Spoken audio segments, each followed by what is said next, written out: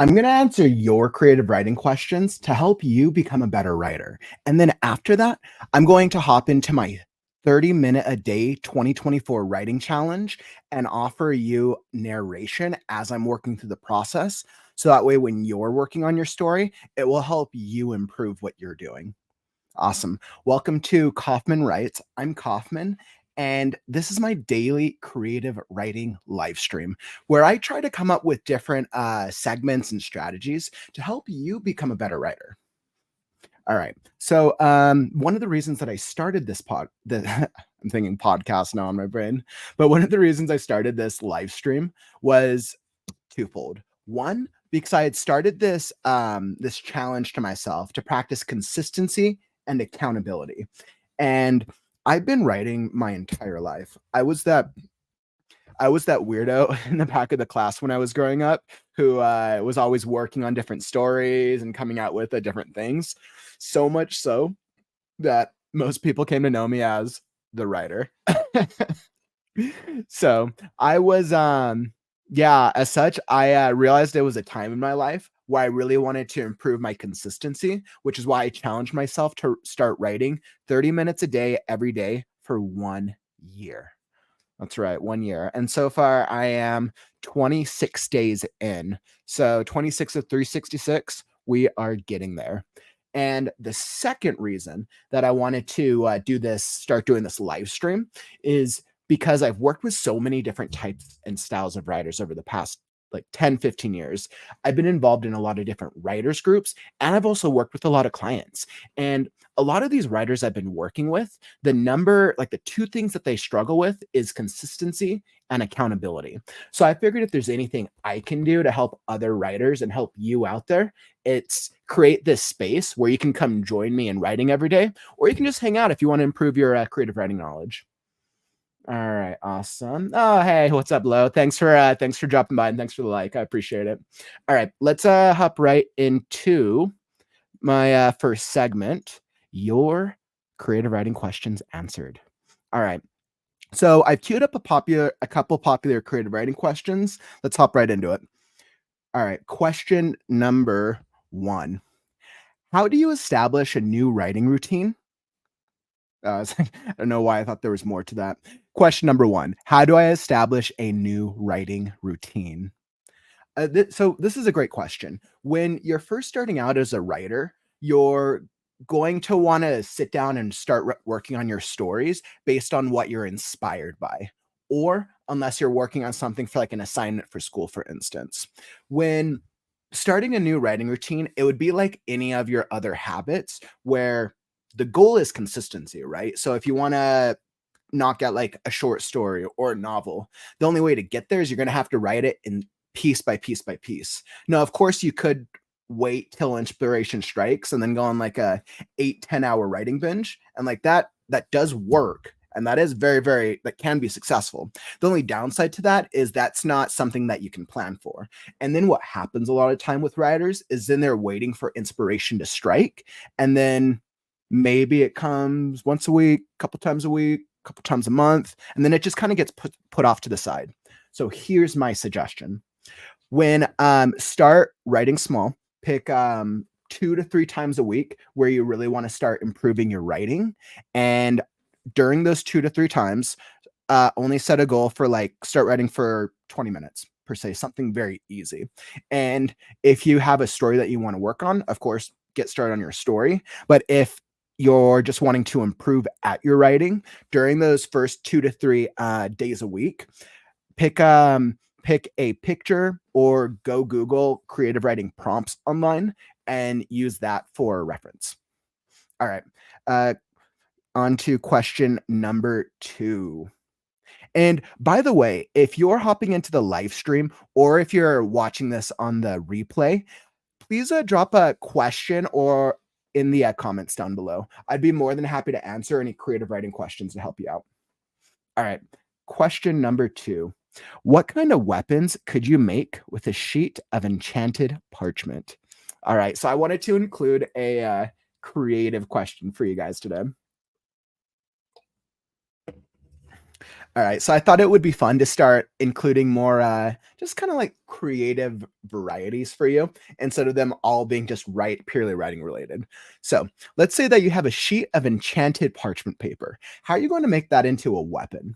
Well, let me think. The first thing that comes to mind, and I think this is I've only been influenced because I'm actually working on a story with some other writers right now, and one of them specifically created a character that's actually kind of using the style.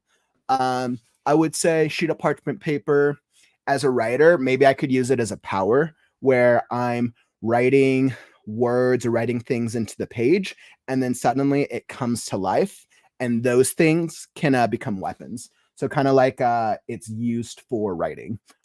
Let's see, in a more literal sense, let's say that this is like a nonfiction story. I could should have enchanted. Oh no, yeah, it's definitely fiction. It's enchanted, of course. Let me think.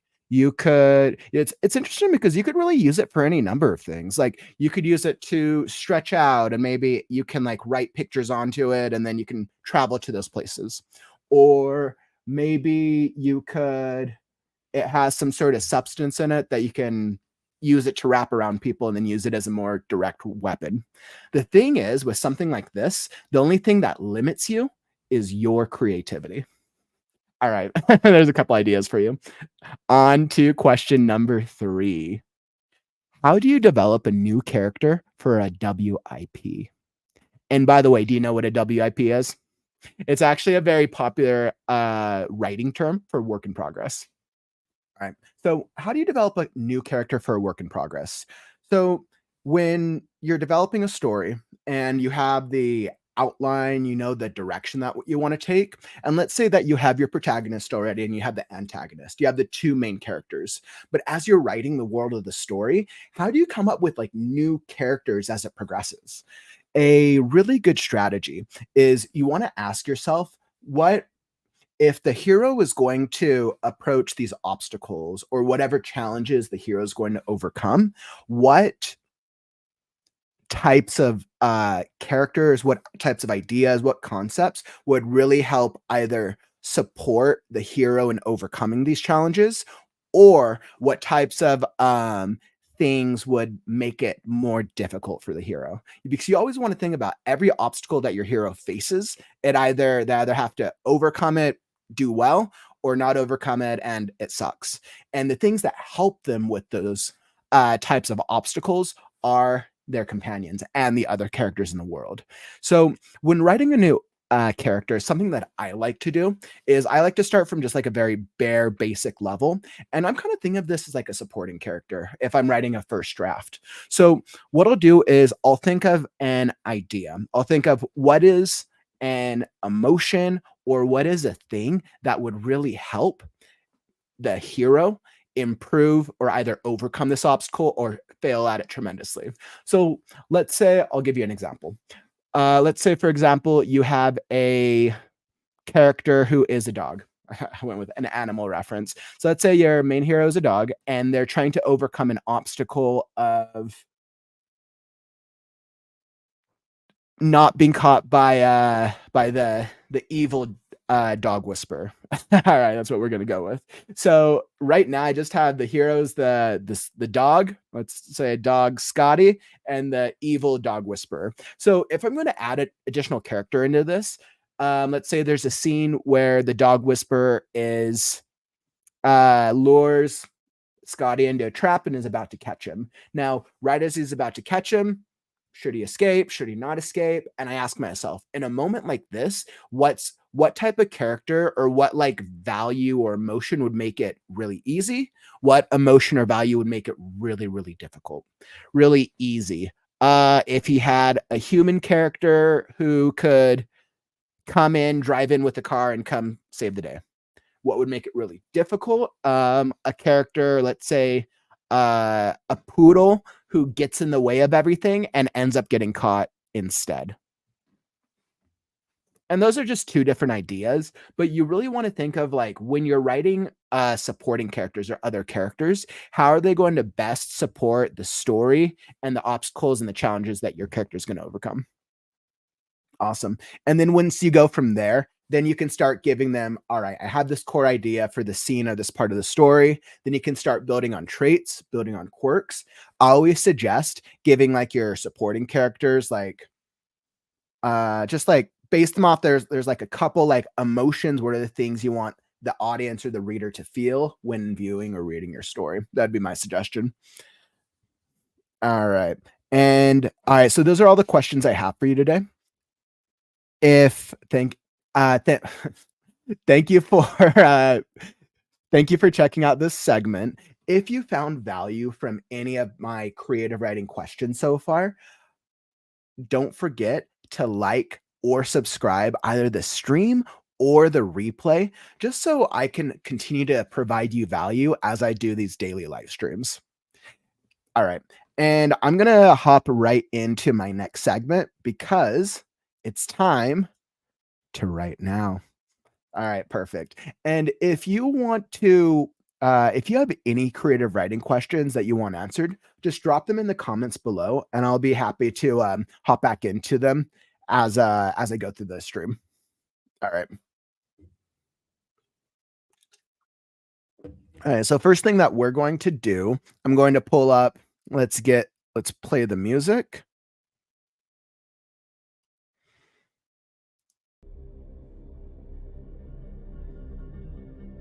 Perfect. All right. So we got the music, and now let's throw up The Last Scarecrow. As you all well know, I've been working on The Last Scarecrow for a couple of weeks now. I've fleshed it out into a full novel length story. I fleshed out the direction and where I want to take it. I am very, very much excited about it. I ended up pulling a bit of an all-nighter last night because I was writing and working on it, and suddenly just inspiration struck, and I knew exactly where I wanted to take the story. And now I'm like, okay, so I think this is going to probably be like roughly, I fleshed out all the chapters and a brief basic outline for the story. I think it's going to be roughly 30 to 35 chapters. I'm like, all right, I'm excited. I like when I get into a story, and I want to say right now with where I'm at, I'm roughly just hit chapter 9, about 40 pages, and I think I'm almost 30% of the way into the story. So just to give you an indication. And let me remind you, this just started out from a 2 to 3 page free write based on this picture, which was the inspiration. All right. So I came up with a new pitch for it. You probably already saw it at the top. So here's the pitch for the story if you haven't been watching this previously. All right. The Last Scarecrow. Make sure this mic is good. All right. The Last Scarecrow, a post-apocalyptic fairy tale about a scarecrow come to life who journeys across a land ridden with animals, creatures, and beasts who are fading away into the nothingness at the hands of the first demon.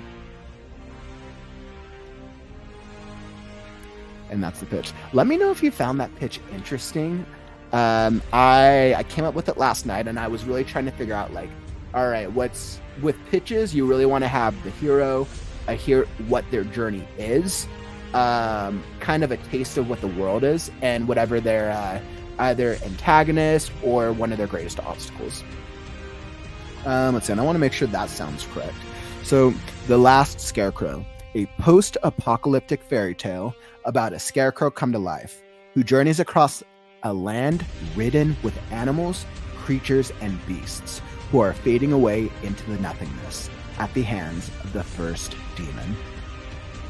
I like that, actually. I'm like, as I'm rereading, I'm like, ooh, that sounds, whew, chills. All right, so as you can see, I have my 30-minute timer queued up here. And let me drop this banner. We don't need that. All right. And let's hop right into it. Starting the timer, 30 minutes, and go.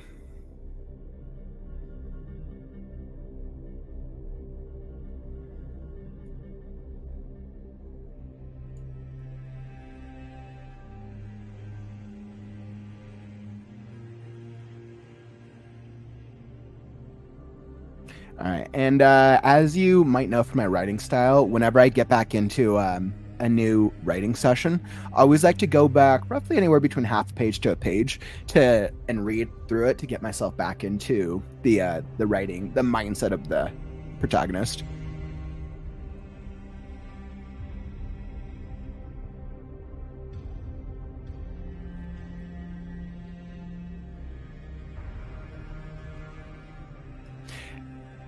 Pix, you guys there? The last scarecrow shouted, but he was met with no answers. Shouted, but he was met with no answers. He sidestepped against the wall to dodge a bundle of carrots, then spun around to glance in the direction he had come. Staring him directly in the face was a creature unlike anything he had ever seen, made entirely out of the tattered sheets and rotten produce from the market. There was holes in the sheets where its eyes appeared to be, and pieces of rotten fruit made for a twisted-looking smile strewn across its face. The thing floated in midair, inches from the last scarecrow's face. The thing tilted its head down and whispered, "Boo!" The last scarecrow stood still for a moment while staring directly into the empty, tattered, fabricless eyes of this thing. He realized the situation he was in and the trap he had fallen into, so he straightened himself up and took a firmer stance. He then, that's it. I want a little. The thing tilted its head down and whispered, "Boo," as it prepared to launch itself at him. As it prepared, the thing tilted its head down and whispered, "Boo," as it prepared to launch itself at him. The last scarecrow stood. I don't want as much description because I want a little more action. Stared.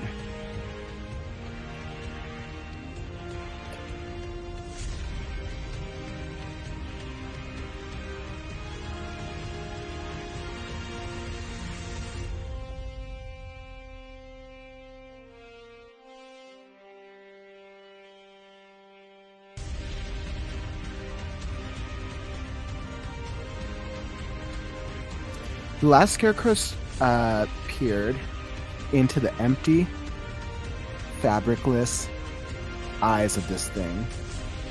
Empty, tattered, fabricless eyes of this thing. He realized the trap he had fallen into. So he straightened himself up and took a firmer stance. Fallen into. Yeah, I don't think that's So the last scarecrow peered in the empty, tattered, fabricless eyes of the thing, because I want to have a little bit more dread. Eyes of the thing. He.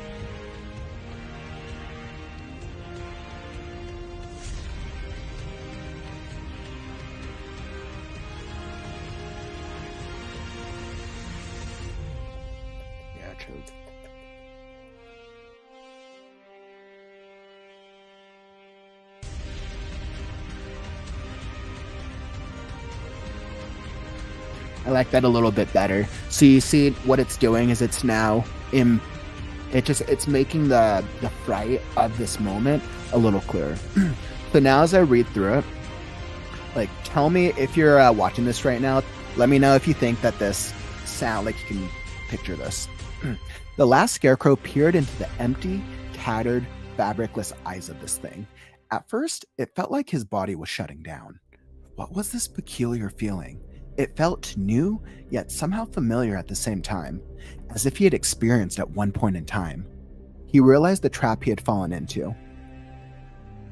As the thing prepared to attack. Fear.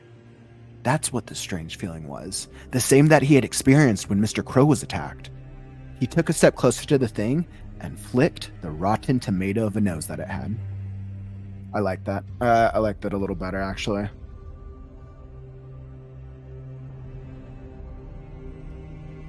All right. So, shame on you for scaring me like that. What did I ever do to you?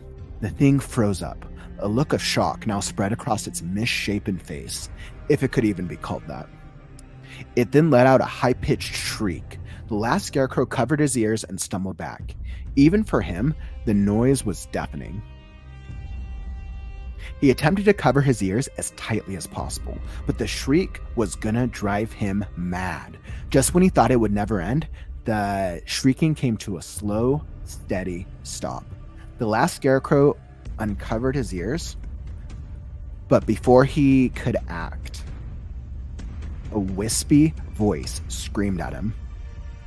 Wispy voice screamed. Down! A multicolored quilt flew out from underneath the now destroyed stand. It clotheslined the last scarecrow to the ground as the thing exploded, sending sheets, rotten produce, and metal objects shooting out in every direction. All right, cool. I like that. And I know exactly where I need to go now. So I decided what I was going to do yesterday with this character. Right? Thank you for that. I appreciate that.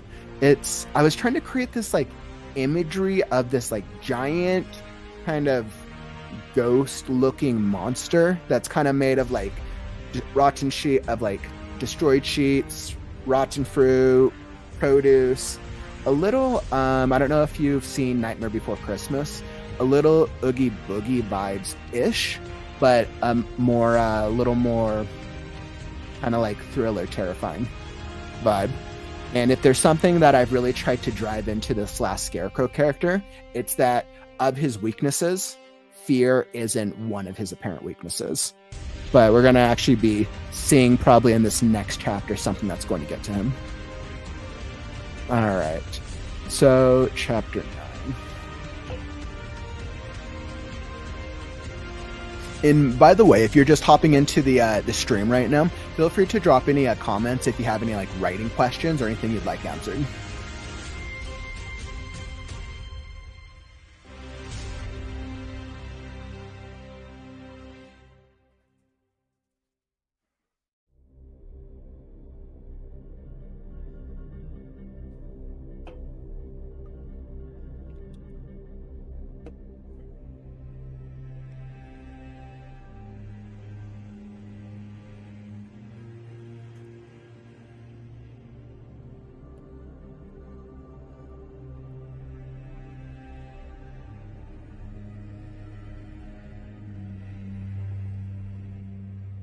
Now I'm imagining, now that he's kind of just been through this like fight that just happened, literally like the entire marketplace is kind of a disaster again.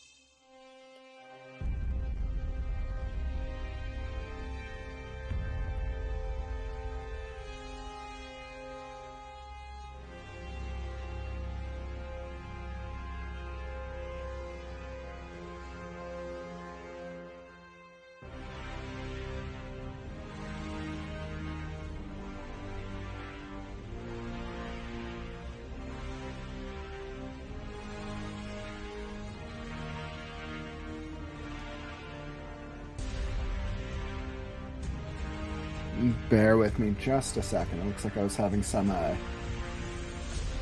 issues with, it looks like my Instagram. The Instagram stream went down. I just want to make sure that it's Instagram and not me, or maybe it might be my connection. Let's see, bear with me just a second. Yeah, that's strange. Because let's see, if you're watching this right now, I know you guys are still on it because my streaming platform still has looks like I'm connected to Facebook and Kauffman's Corner. And hey, what's up, Sean? Thanks for dropping by, man. Oh yeah, by the way, Sean, tell me if you think this is an interesting action. I have literally just little backdrop on this part of the story that I'm working on. So this is the pitch for the story now. Last Scarecrow, a post-apocalyptic fairy tale about a scarecrow come to life who journeys across a land ridden with animals, creatures, and beasts, or fading away into the nothingness at the hands of the first demon. And I was liking this one stretch. So the last Scarecrow peered into the tattered fabricless eyes of this thing. At first it felt like his body was shutting down. What was this peculiar feeling? It felt new, yet somehow familiar at the same time, as if he had experienced it at one point in time. He realized the trap he had fallen into as the thing prepared to attack. Fear. That's what this strange feeling was, the same that he had experienced when Mr. Crow was attacked. He took a step closer to the thing and flicked the rotten tomato of a nose that it had. Shame on you for scaring me like that. What did I ever do to you? I know, very fairy tale vibe. If you're hearing that, let me know what you think. Let's see, Kauffman. Yeah, I don't know why it dropped me from Writes.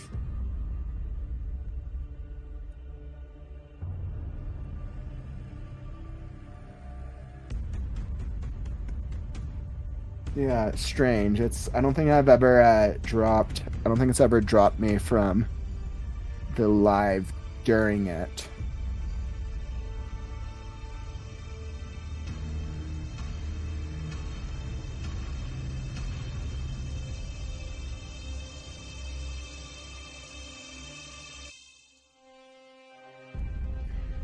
Weird. Yeah, so for some reason it dropped me from the live. I'm gonna pause this for a second. So yeah, for some reason it dropped me from the Instagram. And it's taking me a moment for it to get back up. All right, there we go. Awesome. And it looks like I'm back up with Instagram. Thanks for, sorry, my apologies about that if you were watching it and you got dropped. That's never happened to me before because none of the other platforms went down. It's just Instagram for some reason. All right.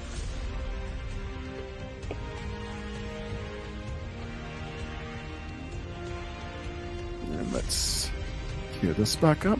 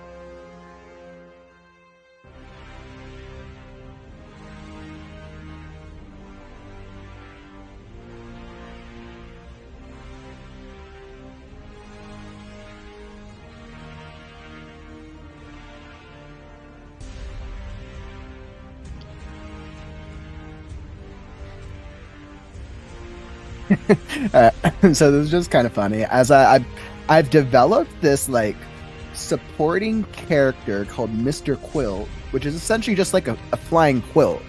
When I think of a reference, I kind of think of a little bit of like from Aladdin. I think of like the magic carpet, kind of that sense. But I think with this character, I imagine it's like a patchwork quilt, different, like different, very, very different colors. And the way it moves and interacts with the world, it shapes itself into like the quilt itself shapes itself into a kind of like resembling a human character, like a two-legged character, but not quite as close because of its limitations.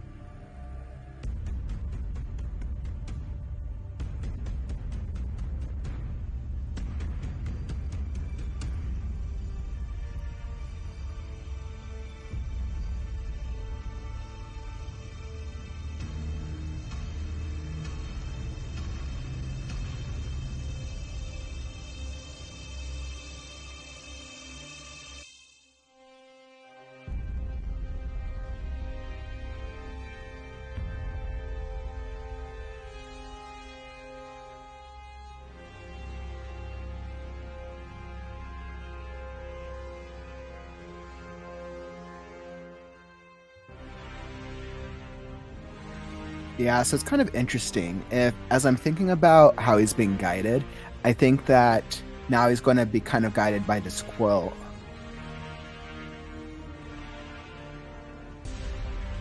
And I kind of ask myself, right? So now he's just dealt with this like destroyed market scene, and now he has this. Well, we'll call it Magic Quilt. That's what we're gonna call it.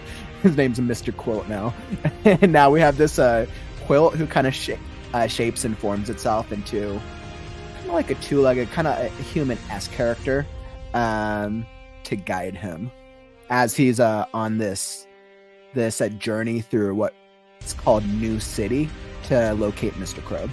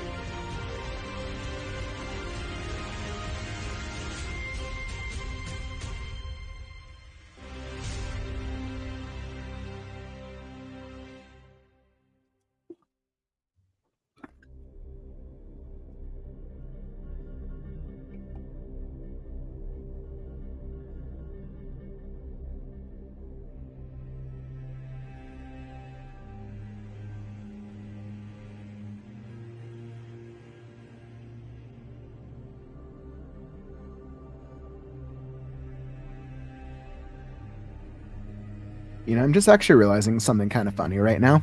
I don't know if this is just me or if it's actually the picture, but as I'm kind of looking at this, I'm wondering right now, is this actually a scarecrow or is it supposed to be like a piece of wood? I developed this entire story with this character that I thought was a scarecrow. That would actually be hilarious. Oh god, that's funny. All right.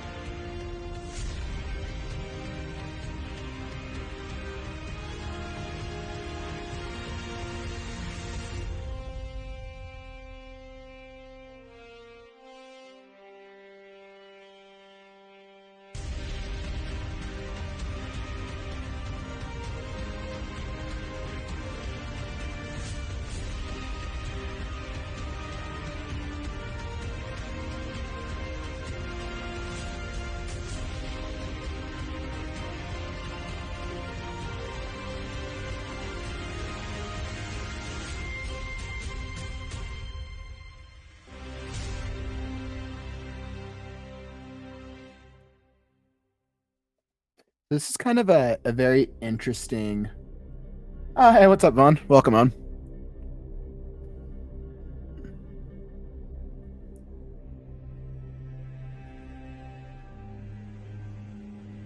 So this is kind of interesting as I've really been thinking about as the Last Scarecrow progresses.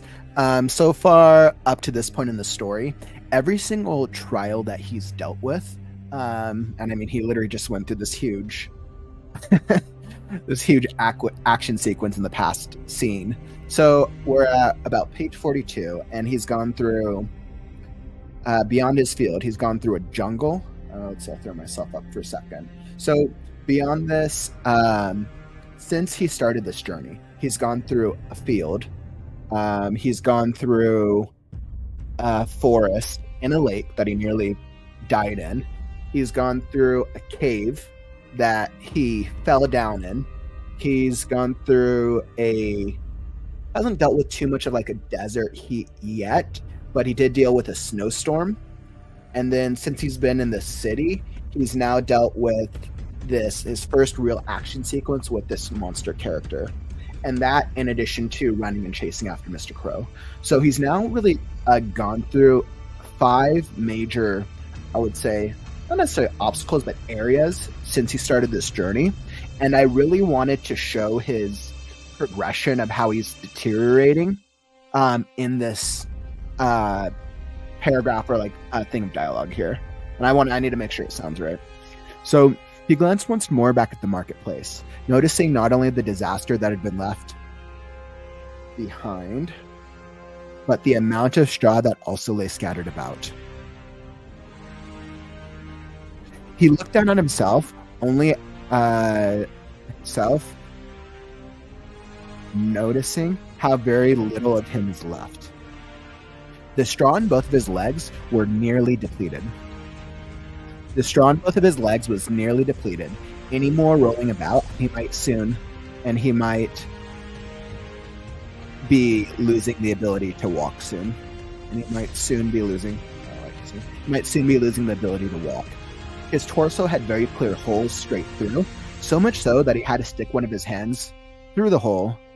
His torso had very clear holes in it. So much so that he had to stick one of his hands through a hole to check how paper thin his frame was.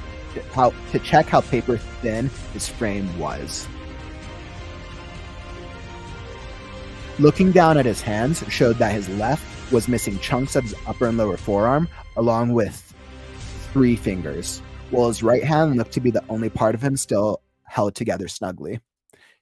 He feared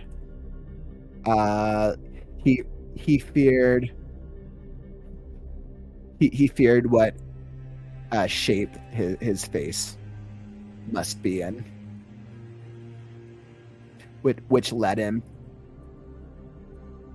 to check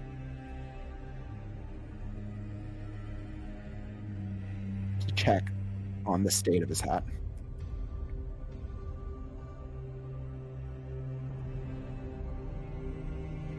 Luckily, still in one piece. Awesome. However, I thought that was very important. Okay. Now, let's see. I got to talk to another author. I also had someone criticize me about... So I got to talk to another author. I also had someone criticize me about my writing, which was interesting, and someone came to my defense. Dang. Well, first off, good thing I'm talking to another writer. Being able to connect with other writers is a huge plus in my book. I also had someone criticize me about my writings, which was interesting, and someone came to my defense. Well, first off, that sucks. I'm sorry that somebody was criticizing it. It's cool that somebody was defending it. That's actually really awesome. When something that I've seen with that when it comes to criticism, and this actually gives me a reminder. I should I'm working on some articles behind the scene up for Medium, and I'm always looking for I'm always trying to think of what are new topics that I could talk about less less like about the creative side, but more just about like structure. And I think a topic that would be very helpful and beneficial to people is how, as a writer, how do you give constructive criticism in a way that's kind yet beneficial. I've seen just from a lot of my research, a lot of writers love to give feedback, and I think that's great. I've also been in a lot of writers groups where a lot of generally more skilled writers love to give feedback. Yeah, they basically call me selfish. Yeah, and that sucks, man. I'm sorry about that. It's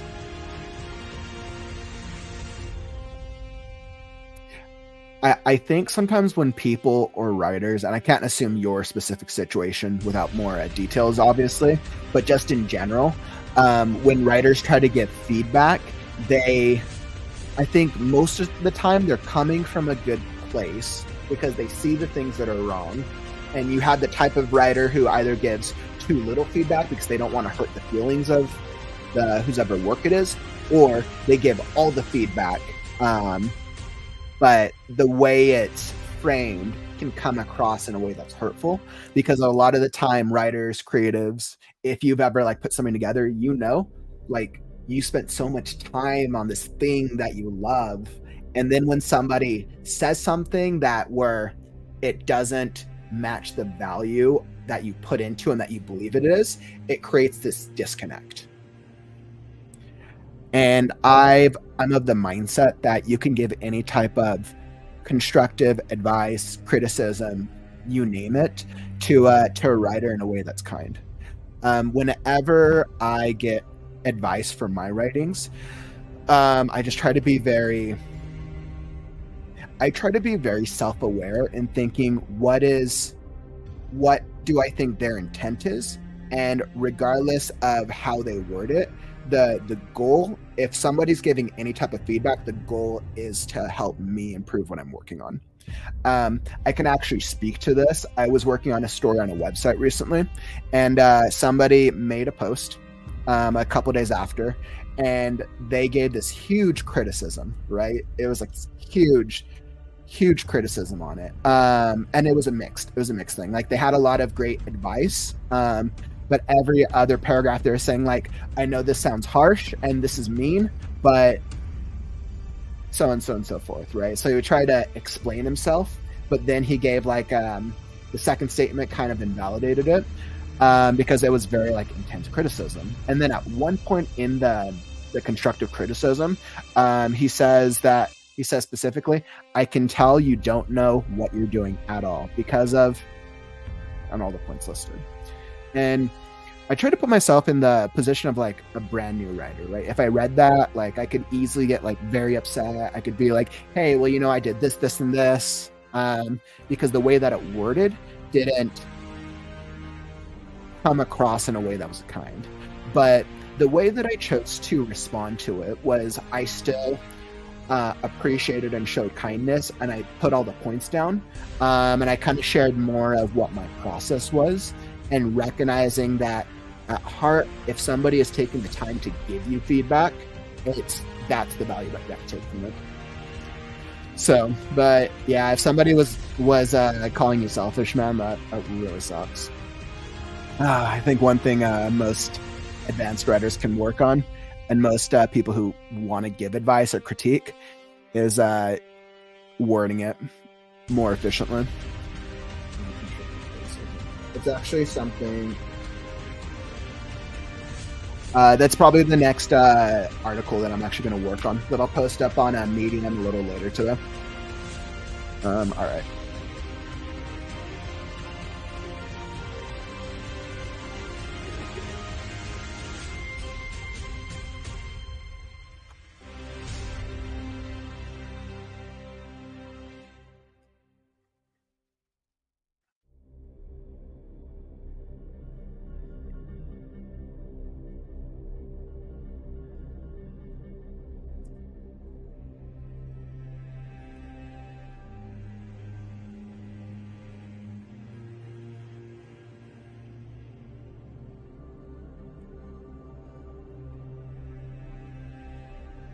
Hey, what's up? What's up, brother? Thanks for dropping in, man.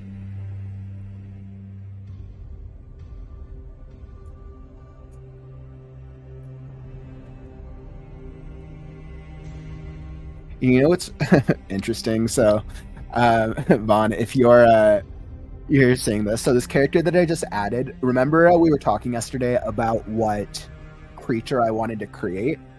I ended up going with a quilt. Like, I was like thinking, I'm actually going to use your vegetable idea little later on. But I was working my story last night, and I got like really into this like crazy like writers mindset, and I ended up pulling an all-nighter and working on the story. And now I've fleshed out this entire story. I've determined and I've decided it's going to be roughly, I think it's going to be about 30 to 35 chapters, but I fleshed out every single beat of the story now. And I'm actually like, I'm super excited for what's going to come. I'm like crazy excited. It's going to be such a cool story. It's probably going to be about like 150 pages is my guess. But yeah, so I was thinking about, I have like all the different moments. I haven't developed all of the characters that I wanted to flesh out, but for this one specifically, this is essentially a magic quilt. Similar when you think of characters, kind of like Aladdin, a little magic carpet-ish vibes. But what's different about it is it's just a giant, like multicolored quilt that basically form itself into the shape of like a human-ish looking character, or like a two-legged creature, and then it kind of just floats about. And I was trying to do something a little different because it saved the Scarecrow from that last encounter.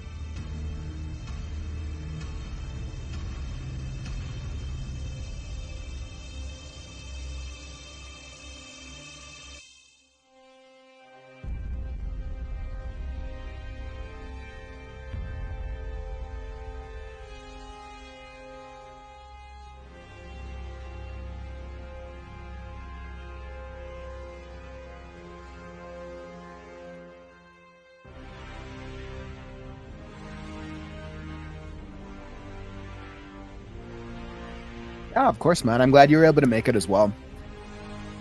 It's yeah, with these afternoon ones, I'm playing around with different times of seeing kind of what's been the most effective for people. I've been on a really good writing vibe or writing thing since for the past couple of days. I always hit this point in stories where anytime I get between 30 to 60%, depending on the story, is when like I realize exactly what it is, the story that I'm telling, and then I start my like pace, speed, and just rhythm always picks up. The funny Santa story. I absolutely love that. Growing up, I was such a Lord of the Rings nerd.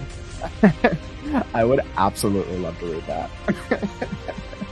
This sounds great. It's when I think of like Santa story, Lord of the Rings themed, I think of like, what's that song? Like the 12 Days of Christmas with the ring, but like the one ring. I could see that being very funny. That's awesome. What made you decide to do a Santa story? I mean, I guess we're a little past Christmas now. What was the Christmas vibe still on your mind?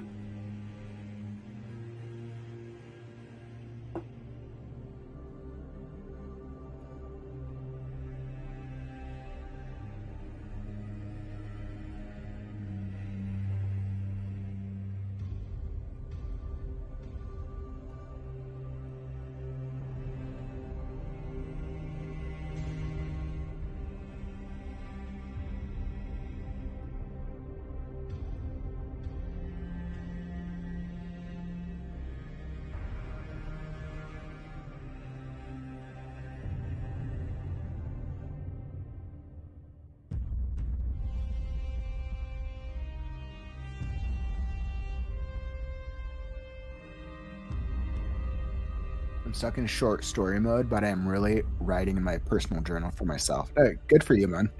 Really good for you. I know I've told you this before, but like your just overall consistency with your journaling just over the past 6 months has been incredible. And like that, you're so far ahead of so many other writers just for that fact alone. You know, it's funny with the short story mode vibe though. I've definitely, ever since like I started this like writing to the 2024 challenge, I've been stuck in a short story mode too.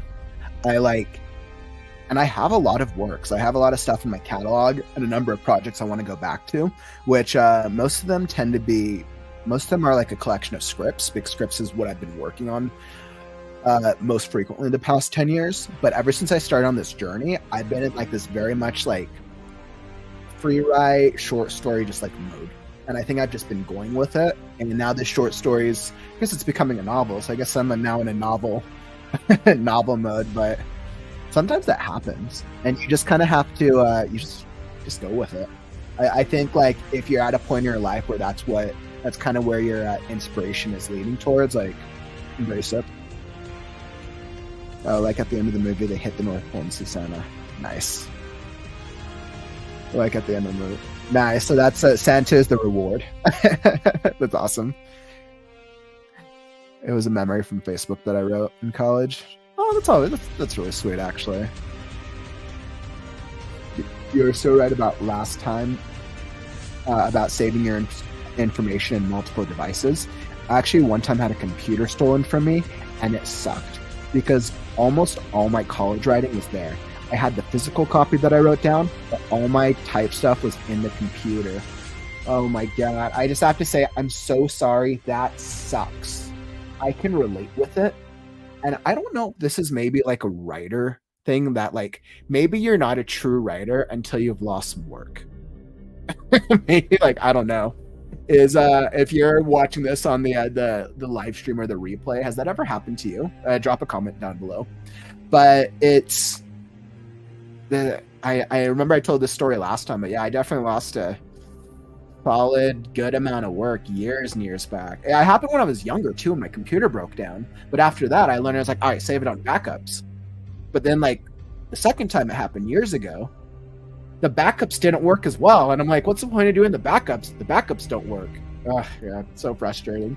Now I've learned to like save all my stuff in like 3 to 4 places at a time, so out of like a fear of losing work, because after you lose like 6 months worth of work, it's just like not again. I love my writing so much, and like I got myself back into it eventually, but it's just such a bummer when you lose stuff. I know, right? The true test of a writer. How much work have you lost? And how have you overcame it? Oh my god, that's really funny. I need to write that down. That literally is the true test of a writer.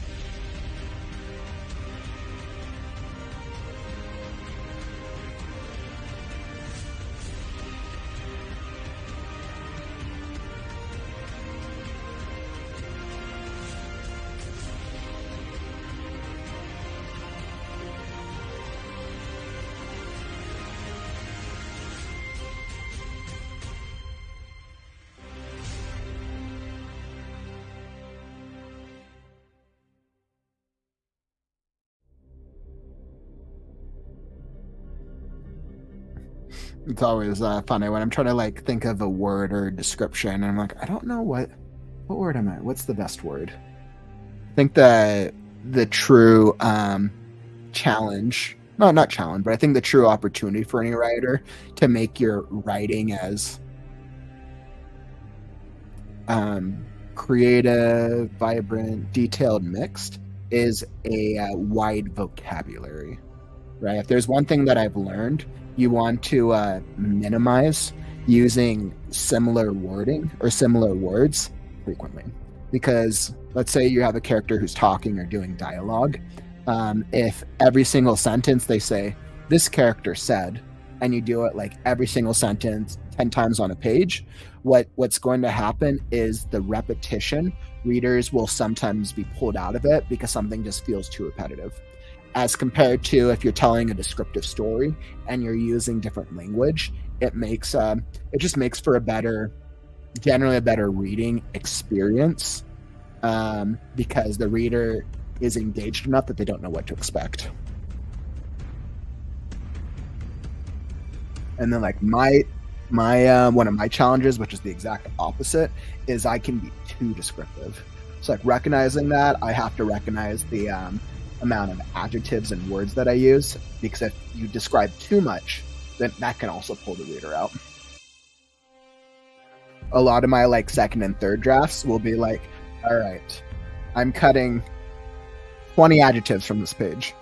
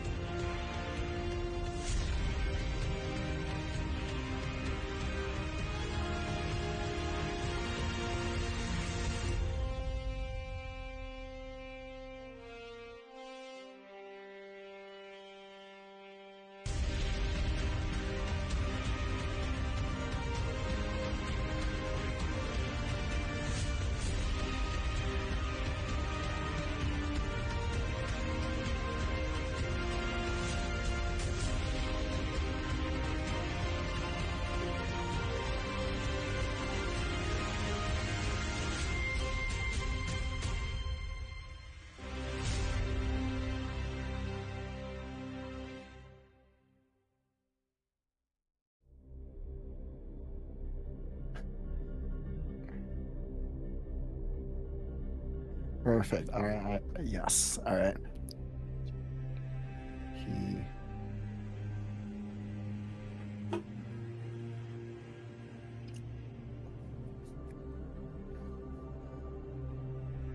Yeah. Yeah. It's interesting because I know, like, I think one of the important things of being a writer and is recognizing like what you're really good at and recognizing where your weaknesses are, right? It's emphasize your strength and work on your weakness. My strength tends to be world building and character development.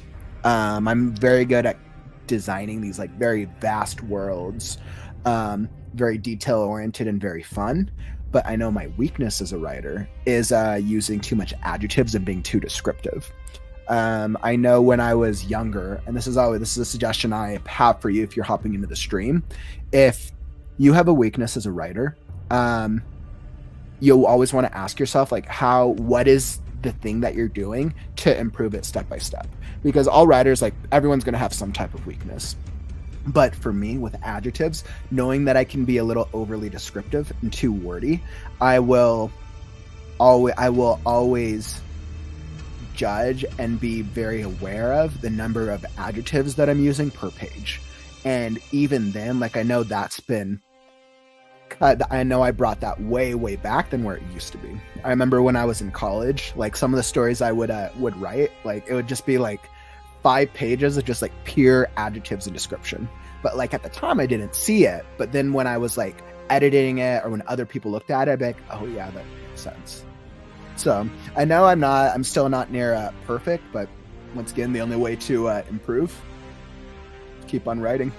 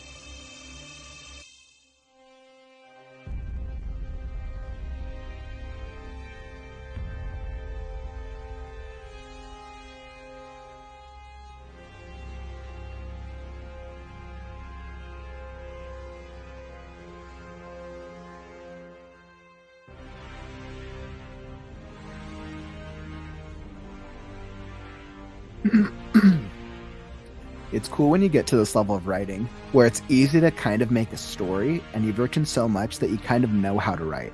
It's a whole other game though to really sit down and write like you're doing now. You know, it kind of is. It's you, you know, it's interesting that you bring this up because I've been writing, like I said, my entire life, as you well know, and I think when you're writing in shorter spurts, or at least when I'm writing in shorter spurts, right? It's more. I think my intention is more just to get through the scene while making an interesting thing happen based on whatever the character is, the theme, or the story.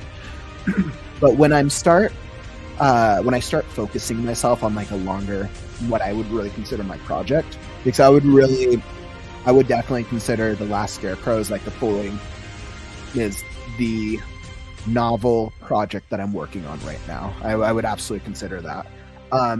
Was that the case? Was that the case when I started? No, it was a 2 to 3 page short write or free write. But now it's definitely become like a full on.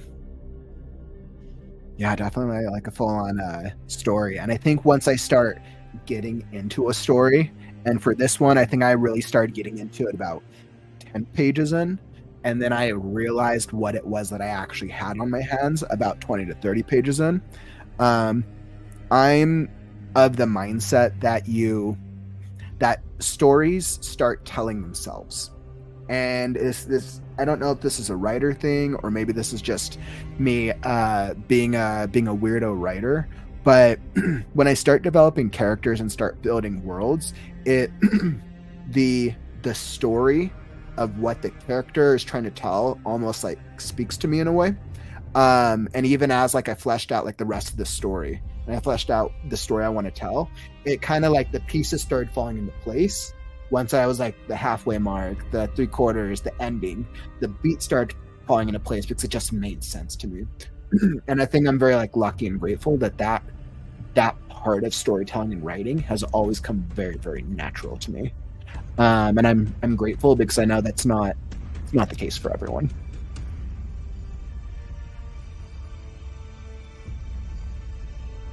And I think for a lot of writers, I think the way to get there is it's just practicing consistency. And I think you can probably relate like when you're working on like a journal entry, and or when you're working on one of your stories and you're like halfway through and you're kind of getting into it, and then you come up with like this really cool idea. It's like it's the same concept. It's just because you're only working on a shorter form.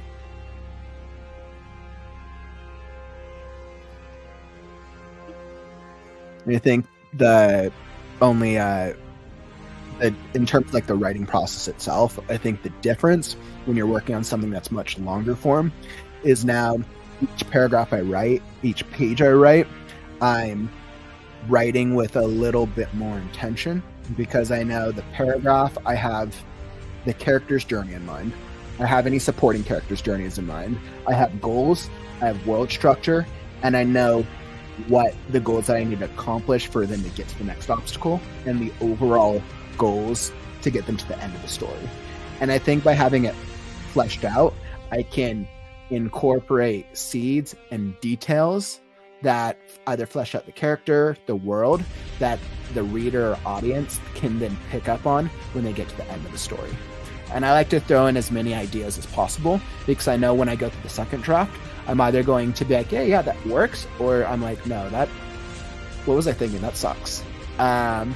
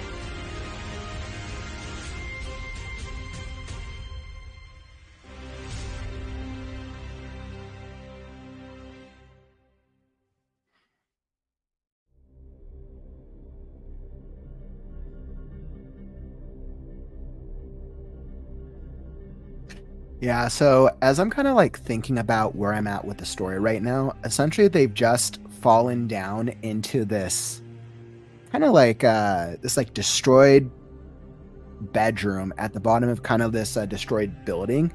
And I think it's one of those classic moments when you see a character try to break down a door, they crash in the door, they reach the other side, and the entire flooring of the room is destroyed. And then they're sent tumbling to the bottom.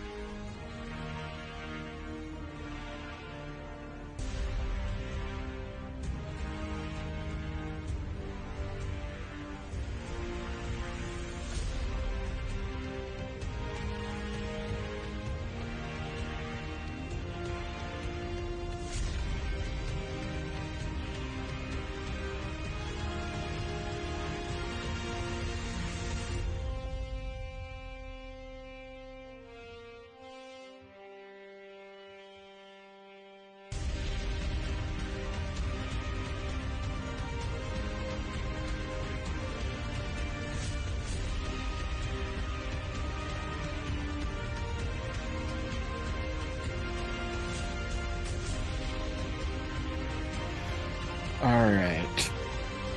Okay. So, all right. I think what I've done is I've found a good stopping place. It's almost 5, and I have to hop on to some of my other commitments.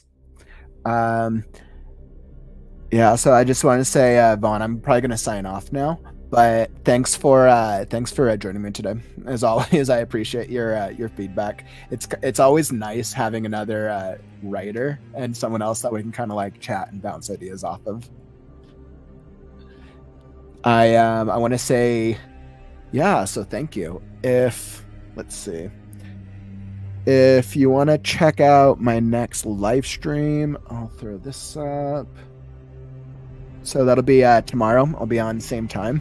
Kauffman Writes, I will be on around 2 p.m. Pacific time, same time tomorrow. So definitely, if you feel like joining me, I'll do tomorrow and Sunday will probably be the same. And then, yeah, and I just wanted to say thank you again. Let me hop over to this. So thank you again. If you've hopped into the live stream or you've joined me on the replay, thank you for hopping in and being active or checking out the different questions or being involved in the story today. I hope that you found value from any of the questions or the insight that I provided through the narration.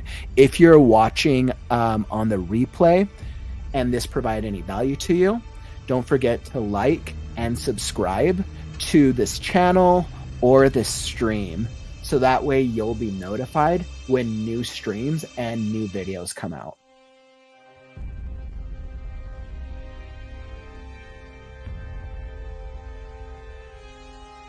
That's all the writing I have for you today.